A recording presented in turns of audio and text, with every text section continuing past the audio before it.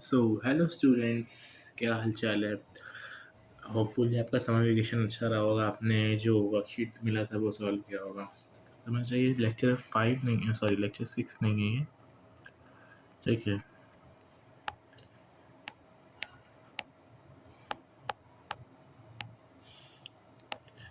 Lecture 5 है।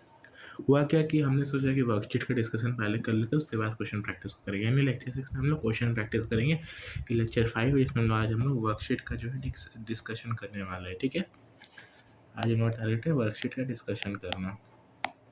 ठीक है, होपफुली आपने वर्कशीट जो है वो सॉल्व कर ही लिया होगा।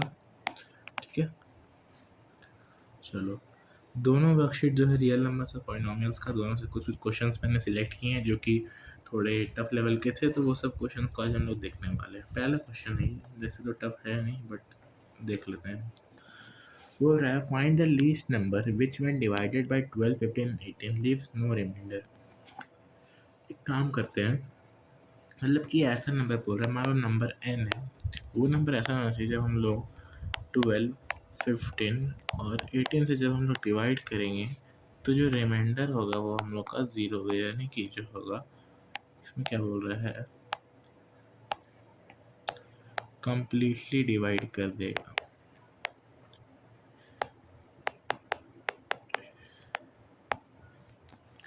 डिवाइडेड बाय यानी कि वो 12 और 15 और 18 को डिवाइड करेगा, तो वैसे टाइम में हम लोग क्या निकालते थे, HCF। अगर बोलता है डिविजिबल या फिर ऐसे बोलता है कि डिवाइड 12, 15, यानी कि ऐसा कोई छोटा नंबर जो कि, या फिर ऐसा बड़ा नंबर जो कि 12, 15, 18 को डिवाइड कर दे, रिमाइंडर 0 थे, तब हम लोग HCF निकालते थे। तो इस क्वेश्चन में हम लोग को जो है LCM निकालना है। बस हो गया क्वेश्चन सॉल्व। बस क्वेश्चन को एनालाइज करना है कि इसमें हम लोग को फाइंड क्या करना है। क्वेश्चन में हम लोग को LCM निकालना है। ठीक है, 12, 15 और 18 का, और ऐसा करें, इसको 2 का स्क्वायर इंटू 3 लिखें, इसको हम लोग 3 इंटू 5 लिखते हैं, इसको हम लोग लिखते हैं 2 इंटू 3 का स्क्वायर।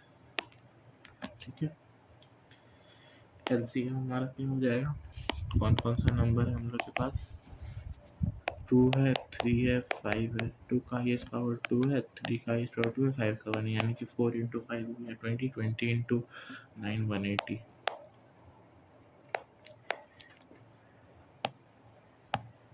यानी कि ये हो गया हम लोग का आंसर। यानी कि 180 ऐसा नंबर है, जब हम लोग 12 से, 15 से, 18 से डिवाइड करेंगे तो जो हम लोग का रिमाइंडर होगा वो 0 आएगा। तो इसमें जो है हम लोग का रिमाइंडर जो होगा वो 0 आएगा। बस हो गया। Next question, a school has 168 red flags and 210 blue flags.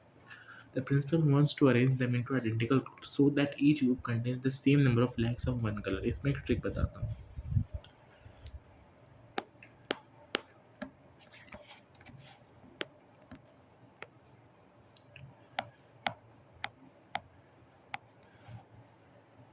एक ट्रिक बताता हूँ, ठीक है।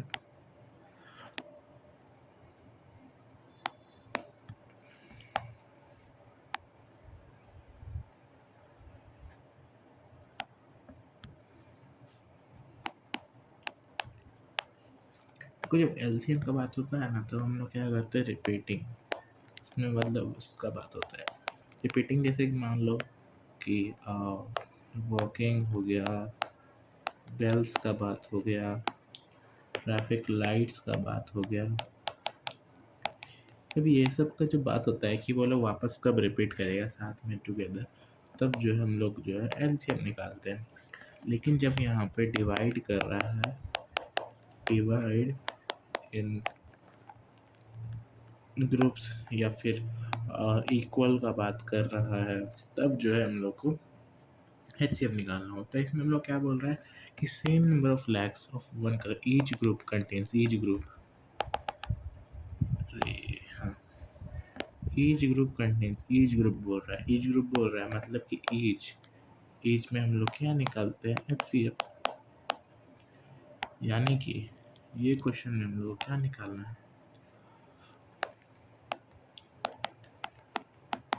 HCF निकालना है। इसके बाद बोल रहा है find the maximum number of flags in each group, मतलब कि एक ग्रुप में कितना फ्लैग्स हो सकता है, तो यानी कि 168 और 210 का जो फ्लैग होगा, सॉरी एचसीएफ होगा, वो हम लोग का आंसर होगा। तो इसको थोड़ा ऐसा करते हैं, ये जो एचसीएफ निकालना है वो हम लोग को इस क्वेश्चन में निकालना है, ठीक है। How many groups of red flags and blue flags, मान लो कि जो एचसीएफ मान लो हम लोग का आ गया, मान लो एक्स, ठीक है।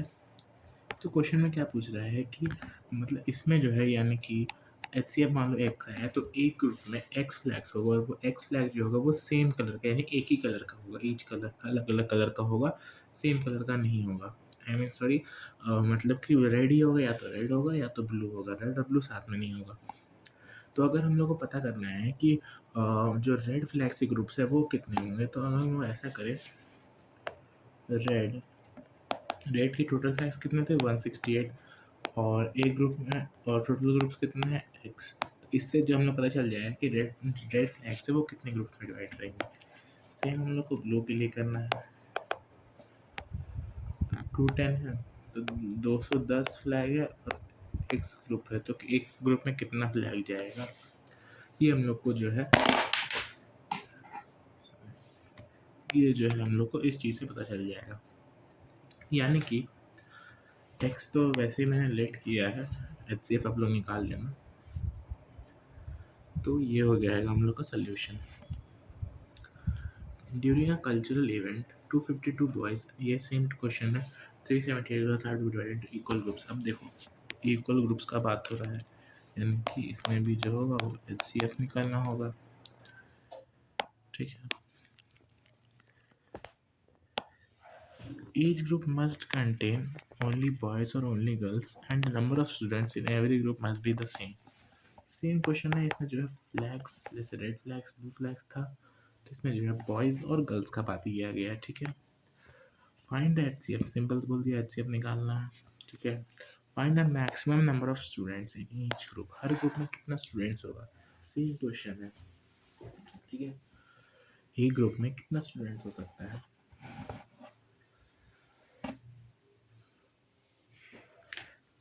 एचसीएफ भी निकालना है। इसमें बोल रही है कि देखो एक ग्रुप में कितना, मान लो एक ग्रुप में क्या 1000 स्टूडेंट होगा, नहीं होगा क्योंकि इतना ही तो है हम लोग के पास। हम लोग को बोला गया है कि एक ग्रुप में जो होगा या तो वो बॉयज़ होगा सिर्फ या तो गर्ल्स होगा। तो मान लो कि 252 बॉयज़ है, इससे ज़्यादा हम लोग मान लो 500 ले ली, तो 500 तो होगा नहीं, इससे जो होगा वो कम ही होगा, यानी कि एचसीएफ निकालना है, मतलब ये दोनों क्वेश्चन सेम है। फिर नंबर ऑफ ग्रुप्स ढूंढना है, बॉयज़ सेम, बॉयज़ के लिए आपको क्या करना होगा, मान लो एचसीएफ जो होगा एक्स है, तो ये हो जाएगा 250/x। फिर सेम गर्ल्स के लिए जो होगा वो होगा 378/x, ठीक है। बस इससे पता चलेगा हम लोग को कि बॉयज़ के लिए कितना ग्रुप्स बनेगा, इससे पता चलेगा हम लोग गर्ल्स के लिए कितना ग्रुप्स बनेगा। एच एक्स यानी कि हम लोग पास टोटल एक्स ग्रुप्स हैं, ठीक है। चलो अब हम लोग पॉलिनोमियल्स की तरफ बढ़ते हैं। If the zeros of the quadratic polynomial ax square plus bx plus c are both negative, then the a, b, c will have the same sign. अब देखो हुआ क्या, लेट करते हैं कि जो दोनों, मान लो कि दोनों जो साइन है वो नेगेटिव होगा, तो अगर हम लोग प्रोडक्ट करेंगे तो माइनस इंटू माइनस जो होगा वो प्लस होगा। तो इसे दो केस बनता है कि सी और ए जो है वो या तो प्लस होगा या तो दोनों जो होगा वो माइनस होगा, यानी कि सी और ए के पास सेम साइन होना चाहिए। क्यों, तो देखो प्रोडक्ट जो होता है वो सी अपॉन ए के बराबर होता है, तो अगर हम लोग माइनस अपॉन माइनस करेंगे तो ये तो प्लस ही हो जाएगा, प्लस अपॉन प्लस करेंगे तो प्लस हो, यानी कि इसे पता चल रहा है कि सी और ए के पास सेम साइन होगा, ठीक है। अब सम देखते हैं, सम, अब सम अगर हम लोग करें माइनस प्लस जो होगा वो माइनस, तो plus minus minus equal to जो आंसर होगा सम हम लोग को माइनस में आएगा। तो जो बी है वो हम लोग का बी तो हम लोग का पॉजिटिव रहना चाहिए, बी पॉजिटिव रहना चाहिए। क्यों? क्योंकि अगर यहाँ पे बी पॉजिटिव रहेगा तो माइनस बी बाई ए लेते हैं तो एक तो हम लोग का पॉजिटिव रहेगा ये माइनस। अगर सी हम लोग माइनस, अगर ए हम लोग माइनस ले लेते तो माइनस बी अपॉन ए माइनस बी अपॉन ए हो जाता, तो ए माइनस में है तो माइनस माइनस कैंसिल हो जाता, यानी कि ये सम तो गलत हो जाता, सम भी सही रहना चाहिए ना। तो इसके अकॉर्डिंगली हम लोग देखें तो बी जो होगा वो प्लस में होगा और ए जो होगा वो भी प्लस होगा और सी जो होगा वो भी प्लस होगा, पॉजिटिव होगा, तब जाके जो है दोनों जीरोस नेगेटिव बनेगा। समझ आएगा? क्यों? क्योंकि अगर मान लो ले लेते हैं हम लोग जीरोस, मान लो ले लेते हैं जीरोस हम लोग ले लेते हैं दोनों नेगेटिव, यानी मान लो -2 और -3 ले लेते हैं, ठीक है। प्रोडक्ट करेंगे तो -2 इंटू -3 हो जाएगा 6, ये होता है सी अपॉन ए के बराबर, ठीक है। यानी कि इससे पता चल रहा है कि सी जो होगा वो या तो माइनस, ये जो है माइनस होगा या तो जो होगा प्लस होगा। सम करेंगे तो -2 प्लस -3 इक्वल टू -5 हो जाएगा, ये माइनस बी अपॉन है, तो इससे पता चल रहा है कि जो बी होगा वो पॉजिटिव होगा, ए जो होगा वो भी पॉजिटिव होना चाहिए, ठीक है। तभी जाके ये जो है हम लोग का सेटिस्फाई करेगा। यही हम लोग ए और सी को हम लोग, यानी कि ए और सी का जो होगा वो भी साइन सेम होगा और बी का साइन है वो भी सेम होगा, यानी कि ये स्टेटमेंट जो है वो सही बोल रहा है। तो zero of quadratic polynomial either both positive और बोथ नेगेटिव, दोनों पॉजिटिव जीरोस, क्या ऐसा हो सकता है? नहीं हो सकता है। इसके अकॉर्डिंगली देखा जाए तो देखो जीरोस जो होगा वो दोनों पॉजिटिव हो सकता है, इसके अकॉर्डिंगली तो नहीं बोल रहा है बट देखते हैं। मान लो हम पॉलिनोमियल लेते हैं A X square minus B X plus C, इसका जीरो जो होगा वो दोनों पॉजिटिव लेते हैं तो सम जो होगा वो पॉजिटिव में आएगा। तो अगर ऐसा सिचुएशन रहा तो जो हम लोग का इक्वल टू भी पॉजिटिव होगा ना, क्योंकि माइनस और इधर माइनस भी होता है तो माइनस माइनस जो होगा वो प्लस बन जाएगा, ठीक है। चलो ये ठीक है। प्रोडक्ट करेंगे तो प्रोडक्ट जो होगा वो तो प्लस में होगा, ये प्लस में है, यानी कि ये जो है वो केस पे डिपेंड करता है। तो हाँ, दोनों पॉजिटिव भी हो सकता है और दोनों नेगेटिव भी हो सकता है जीरो, वैसा कोई प्रॉब्लम नहीं है। बट वो अगर आपको दिया रहेगा कि नहीं ये नहीं, हम लोग को इसका बताओ A X square plus B X plus C, तो इसमें जो होगा वो या तो हम लोग का दोनों नेगेटिव होगा या तो एक पॉजिटिव एक नेगेटिव होगा, ठीक है। ऐसा जो होगा, ऐसा सिचुएशन में जो होगा ये हम लोग का ये रहेगा। लेकिन ये जो सिचुएशन है ये जो सिचुएशन है इसमें हम लोग को ये चीज़ रहना चाहिए, तो यानी कि इसके अकॉर्डिंगली ये भी सही है, बट हम लोग ये इस चीज़ में अप्लाई नहीं किए हैं तो ये भी सही है, तो इसका आंसर हो जाएगा बी, ठीक है। करेक्ट एक्सप्लेनेशन नहीं है इसका।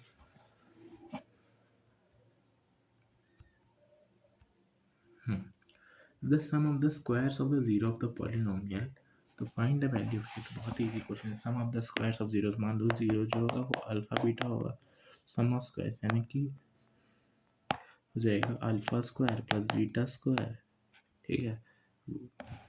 वो जो है 40 के इक्वल दिया हुआ है, बस अल्फा प्लस बीटा का होल स्क्वायर लगाओ, -2 alpha beta equals to 40,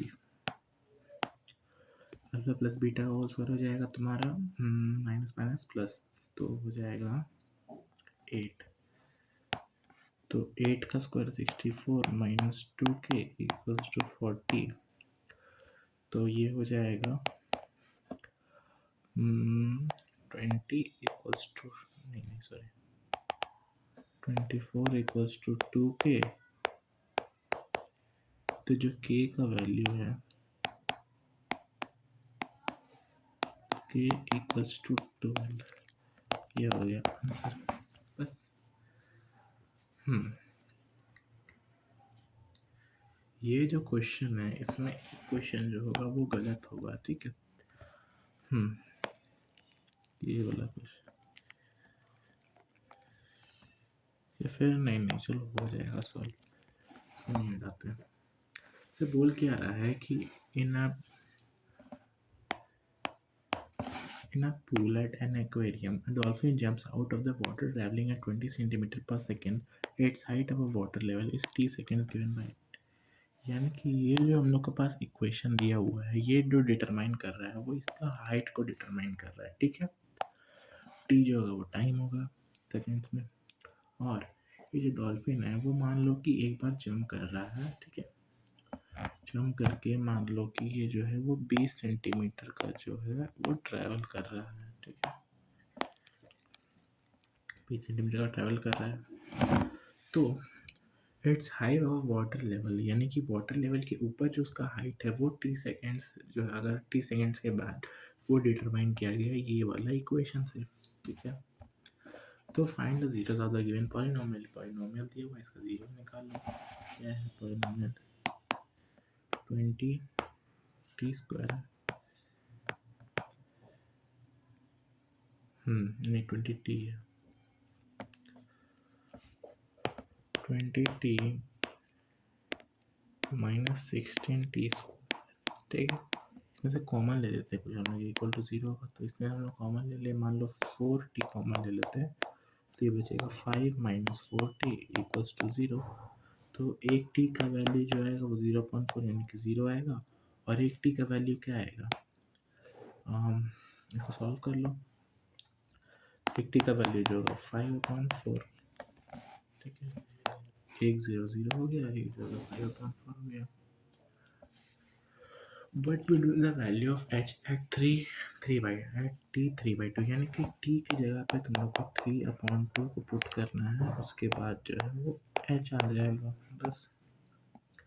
How much distance has the dolphin covered before hitting the water level again, यानी कि मान लो कि एक बार ये बाहर आई, ठीक है, तो यहाँ का जो डिस्टेंस है वो 20 सेंटीमीटर कवर की है। तो इसमें पूछ रहा है कि सिंपल सा एक फॉर्मूला लगाना है,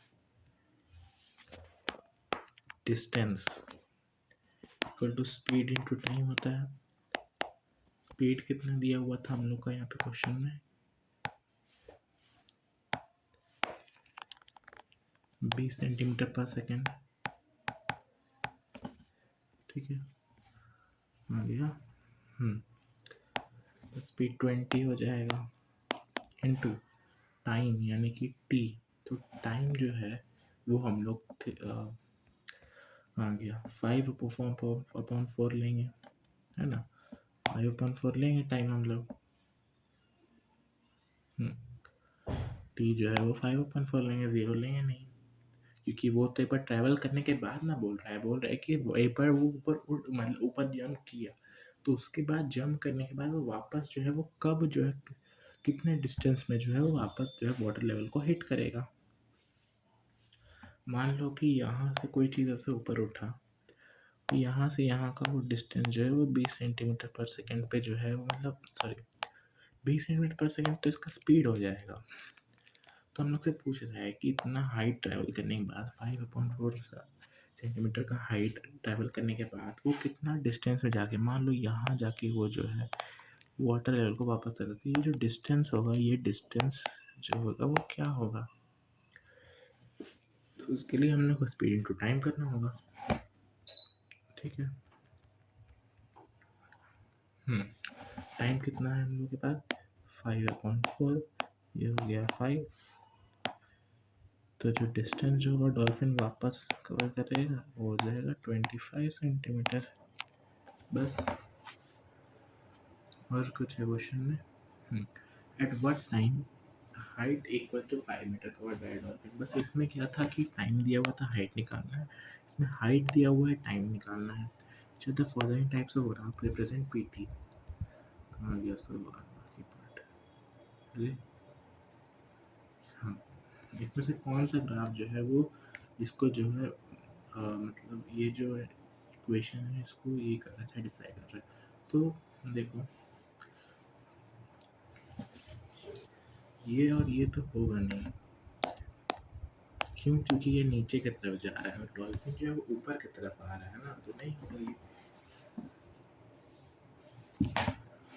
इसका आंसर होगा बी, बताता हूँ कैसे।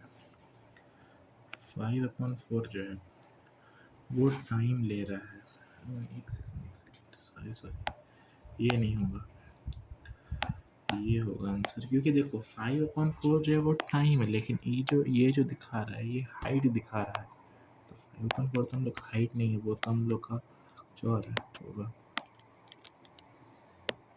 टाइम जो होगा 5/4 सेकेंड होगा, तो यानी कि ये ऑप्शन सी। बस हो गया, थैंक यू। अब नेक्स्ट लेक्चर में हम लोग क्वेश्चन प्रैक्टिस करके जो हमारा linear pair of linear equations into variables है उसको हम लोग स्टार्ट करेंगे, ठीक है। मिलते हैं लेक्चर 6 में, ठीक है, बाय।